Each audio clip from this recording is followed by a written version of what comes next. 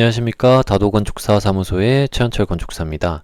이번 시간에는 막다른 도로에 대해서 한번 알아보려고 하는데요. 막다른 도로라고 하면 차량이나 보행으로 다른 도로와 연결되지 않아 통과할 수 없어 막혀있는 도로를 이야기합니다. 자, 그림으로 설명을 좀 드리면요. 지금 보시는 것처럼 통과도로가 있고 막다른 도로가 있는데, 통과도로의 경우에는 보행이나 차량이 이동을 하면서 다른 도로와 연결되어 있는 경우에는 통과도로로 보고요.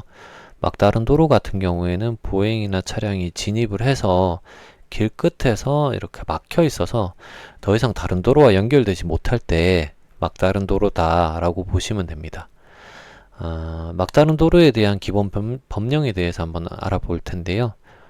우선은 이전에 제가 접도 규정을 설명을 하면서 도로의 정의에 대해서 별도로 설명을 좀 드렸고요.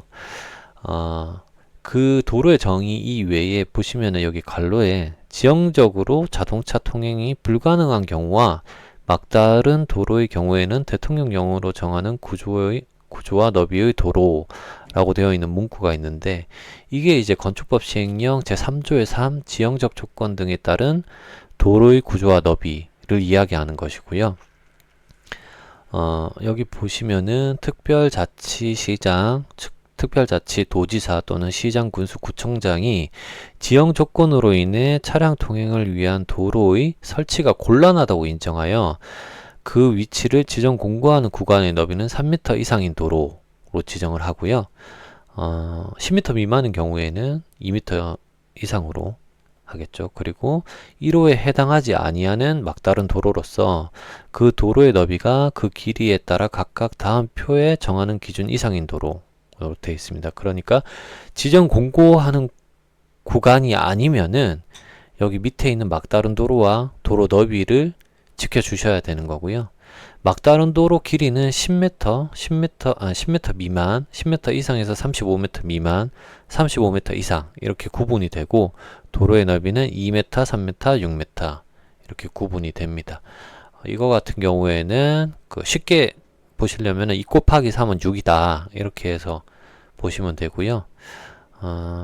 그림으로 설명을 좀 드리면은, 자, 10m 미만인 경우에는 막다른 도로가 2m 보급만 있으면 되고, 10m 이상 35m 미만인 경우에는 3m, 35m 이상인 도로의 경우에는 6m를 확보를 해줘야 됩니다. 자, 이게 막다른 도로 같은 경우에는 법의 취지를 조금 찾아보려고 했는데, 왜 이게 35m 이상의 경우에는 6m고 35m를 기준으로 할까, 10m, 35m를 기준으로 할까 좀 찾아봤는데, 인터넷에서는 소방차의 소방 호수 길이가 35m까지 가능하기 때문이다 라는 내용들이 지배적으로 많이 있었습니다. 근데 이게 사실인지 여부를 좀 찾아보려고 했는데, 소방차 펌프차의 재원을 좀 확인해 보니까 250m 길이까지 호수를 탑재할 수 있고 2000리터의 물과 장비를 탑재할 수 있다 이렇게 되어 있더라고요. 그리고 35m를 기준으로 한다라고 하기에는 소방차 펌프차의 호수 길이가 250m이기 때문에 조금 신뢰성이 떨어져 보이기도 하고, 실제로 소방 호수는 15m, 30m, 40m, 50m 이렇게 다양하게 기성품들이 인터넷에도 판매를 하고 있어요. 그리고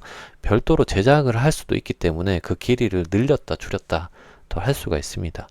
그래서 35m랑 관련된 내용들을 쭉 찾아보니까 그나마 35m 관련해서는 소방 공무원 시험에서 이제 65mm 소방 호수를 어깨에 메고 35m 이동 후에 다시 소방 호수를 회수하는 테스트를 시행한다라는 내용들도 있더라고요. 근데 이런 걸 근거로 좀 봤을 때 35m가 넘어가면 소방 활동에 지장이 있다라고 하면은 조금 납득을 할 수 있지만, 단순히 소방차 호수 길이가 35m까지 나오기 때문이다라는 인터넷의 내용들은 신빙성이 좀 많이 떨어지는 것 같습니다. 그리고 혹시라도 이 법의 취지를 조금이라도 도움이 될 만한 내용을 아시는 분이 있으면 댓글을 달아주시면 좋을 것 같습니다. 자, 막다른 도로 길이의 산출 방법 및 확폭에 대해서 한번 알아보려고 합니다. 우선은 막다른 도로라고 하면 지금 보시는 것처럼 통과도로가 있고 막다른 도로가 있죠. 여기서 길이가 25m, 11m 이렇게 36m가 나오는데요. 자, 저희 땅이 이렇게 있을 경우에 도로 폭언이 4m인데 6m로 확폭을 해줘야 될 경우에 저희 쪽으로 1m를 도로를 만들고 반대편에서 1m 도로가 생겨나게 되겠죠. 이 건물들이 도로하고 막다른 도로하고 접하고 있는 건물들이 신축을 한다거나 건축 행위를 할 때 1m씩 확폭을 해줘야 되고, 그렇게 해서 총 3m, 3m에서 6m를 만들어주면 됩니다. 이쪽도 동일하고요. 근데 간혹 이런 질문 하시는 경우가 있어요. 10m까지는 뭐 2m로 하고 나머지 부분을 뒤쪽으로 갈수록 6m를 하면 되는 거 아니냐. 그렇게는 안 되고요. 도로 전체를 6m, 2m, 3m, 6m 이런 식으로 도로 전체를 확폭을 해 주셔야 됩니다. 자, 그리고 건축이 금지된 공지가 있을 경우에 어떻게 해야 되냐. 지금 보시는 것처럼 4m 도로일 경우에 4m 도로인데요. 1m씩 양쪽에서 물려주는 것 말고 건축이 금지된 공지가 있을 경우에는 내 땅에서 2m를 물려주셔야 되거든요. 이럴 경우에는 저희 사업 면적 자체가 지금 보시는 것처럼 땅이 이만큼 있었는데 이만큼 줄어들게 되겠죠. 도로를 내주고 나면은. 그래서 사업 면적이 많이 줄어들 수가 있습니다. 자, 그러면 확폭하는 도로의 처리 방식에 대해서 한번 알아볼 텐데요. 지금 보시는 것처럼 확폭을 하고 나면 도로로 만들어지니까 이 도로에 대해서는 어떻게 해야 되냐 인데, 통상적으로는 전체 대지 면적에서 막다른 도로 규정에 따른 도로 폭만큼 면적에서 제외하게 되고, 그러면은 이제 사업 면적에서 빠지게 되는 거죠. 그래서 도로의 준공 시점에 필지 분할을 해서 별도로 도로 대장을 만들고 소유권은 원래 소유주가 가지게 되는 겁니다. 그리고 도로 대장상에 도로로 찍히기 때문에 이 부분은 도로로 찍히기 때문에 공중이 이용 가능한 도로가 되는 거겠죠. 근데 이 경우에 재산권 침해가 된다라고 이야기할 수도 있겠죠. 그래서 이 도로에 대해서 처리하는 방식이 있는데 이건 지자체마다 조금씩 처리하는 방식이 다릅니다. 우선은 제공하는 도로 폭만큼 지자체에서 매입해 가는 경우가 있어요. 그러니까 도시계획도로나 이런 경우에는 도로 폭만큼 지자체에서 현금을 주고 매입을 해 가는 경우가 있고, 또는 제공하는 도로 폭만큼 지자체에서 그냥 무상으로 가져가는 경우도 있어요. 이게 2024년도 정도에 제 기억으로는 4년도에 작년이죠. 2024년도에 어떤 지자체하고 유선상으로 협의를 했는데 도로 폭만큼 지자체에서 매입해 가시냐 아니면은 공공기여로 해서 용적률을 더 받을 수가 있느냐 이런 식으로 물어보니까 둘 다 아니고 그냥 무상으로 귀속됩니다. 무상 귀속됩니다. 라고 이야기를 하더라고요. 근데 이런 경우에는 사유권 재산 침해가 있기 때문에 좀 법리적으로 조금 따져봐야 되겠죠. 그리고 제공하는 도로폭만큼 공공기여로 인정해서 상한 용적률을 받는 경우가 있습니다. 그러니까 지금 보시는 대지가 이렇게 있으면 이만큼이 도로로 제공을 하게 되는 거죠.